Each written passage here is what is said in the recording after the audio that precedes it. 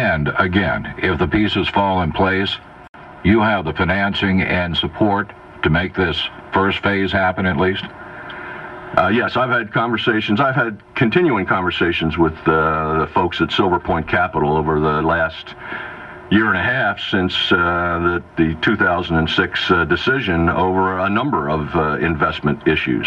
And I have confirmed with them as recently as last week their support, full support for this project, and their confidence that not only would they provide the equity financing, but their confidence that even in a very difficult credit market, that the credit could easily be secured because of the economics of this particular project.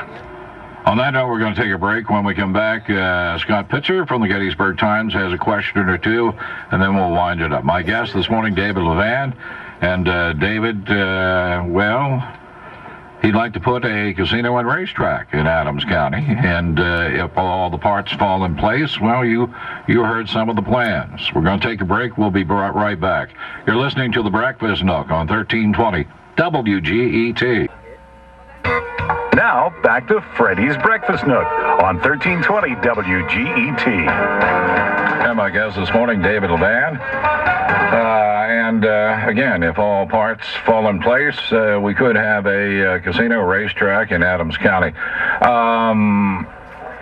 Scott Pitzer is here, and we may want to shut that door because of the noise in the background. But Scott is, of course, with the Gettysburg Times, and he has graciously accepted the invitation to come and sit in on the session. And I said, well, Scott, I'm going to give you a shot on the mic. This is your shot. Thanks, so, Fred. Appreciate it. Go ahead. You wanted to ask Dave one or two questions. Mr. Levan, 3 questions. The last time you went through this process, one of the key reasons the gaming board listed for denying your application was local opposition. And I preface that by saying this morning for the Breakfast Nook, there are about 20 people outside in our parking lot supporting your efforts this time around. What are you going to do differently? Great question, Scott. I think first is, and Fred's earlier question about the siting of this and getting it away from the battlefield to take the national battlefield attention and the local opposition based on battlefield. So first question is get that off the table. The second issue, and I think it is relative to why I'm here, and that is to be proactive. The last time we didn't get out in the public forum because we really didn't have facts, and we allowed the opposition to gain a groundswell of strength in opposition. This time around, we will clearly be proactive. We will be more visible out there in generating local support. But at the same time, I caution all the potential supporters out there that there are some huge hurdles to overcome before this becomes a probability instead of a possibility. And I would just encourage everybody to, take it easy and be a little patient. You said at the beginning of this show that you could put some partnerships together quickly. What are some of the partnerships you think you could put together as you pursue this? Well, the key things are you have to have the finances, and that begins with Silver Point Capital. They've got the capital, they've got the desire, and they have passed through the Gaming Control Board's suitability testing as part of the Crossroads process. The second piece of the financing is the debt side. Clearly, with Silver Point's connections in the financial markets, you would very quickly want to start to bring in the debt part of the financing, and that would be a partnership that you would want to build. Third, you would need a gaming operator.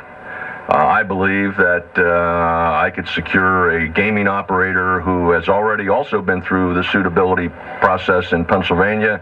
In fact, I believe I could probably bring a gaming partner in who's already licensed in another facility in Pennsylvania. And then, of course, you need to think about this differently than the last time around. This is harness racing. I know the Hanover Shoe Farms is currently supporting the Valley View Downs as a representative of the industry and trying to make certain that the harness racing industry does not lose this license. Clearly, with them located in Adams County, if the Valley View Downs project falls apart, which opens up this opportunity, obviously I would open up some dialogue with the folks at the Hanover Shoe Farm. Okay, it looks like two things maybe need to happen to get you going. That either Valley View Downs application will have to be withdrawn, or that the Gaming Control Board would have to reject them. What do you think the odds are of either of those happening to get you into this mix? What are you asking him? Odds already? Come on, man. Yeah, I don't think I can put odds on that. Other than to say, if I didn't think there was at least a possibility, I would not have decided to go public the way I have. But again, as I said earlier, Valley View Downs, by their own admission, said that it will be difficult, if not impossible, for them to do the financing once the financing expired last Tuesday. I'm sure that they are hard at work at that. They have another project, Centaur, which is the owner of Valley View Downs, has another project out in Indiana, which is consuming a lot of its time, a lot of its energy, and also consuming a lot of its access to capital markets. So I wouldn't be here if I didn't think it was possible. Is it probable? Who's to say? One final question, Dave. We have some operating casinos right now, with the exception of the Pocono operation, which is struggling. Most of them seem very successful and have brought a lot of money to the communities. And that is definitely a considering factor here in Adams County. Two-part question. First of all, were you surprised by the results and how well some of these operations are going and how little problems there are? And what would this mean to Adams County? Well, to answer the part of the question about surprised, I learned an awful lot about this industry as a result of my previous efforts. And to answer your question, no, I'm not surprised. I wouldn't be here and be interested in this if I didn't think that this was a very good business to be in. And quite frankly, I'm not interested in a business unless it's a very good business. And so I'm not surprised by the positive impact that it's had from a business success standpoint. And I'm also, quite frankly, not surprised by the little that you hear in terms of all the negatives that had been raised about what was going to happen to the localities where these facilities were going to be sited in terms of crime, suicide, bankruptcies, and all of that. I think the statistics will show that a lot of those things were clearly overstated, and that doesn't surprise me. That doesn't surprise me either. 30 seconds. Adams County, what could it mean? Well, it could mean, first of all, if you build a facility in the $400 million to $500 million range, it means school taxes on property. It means 750 to 1,000 jobs probably, which clearly brings with it those benefits. And the one thing that this industry brings that is unique to this industry is the gaming tax revenue, which is 4% of the win. With a $10 million limitation on half of that, the estimate would be that this would bring to Adams County new taxes in the form of gaming tax revenue by itself somewhere in the $15 to $20 million range on an annual basis once it is up and fully operational.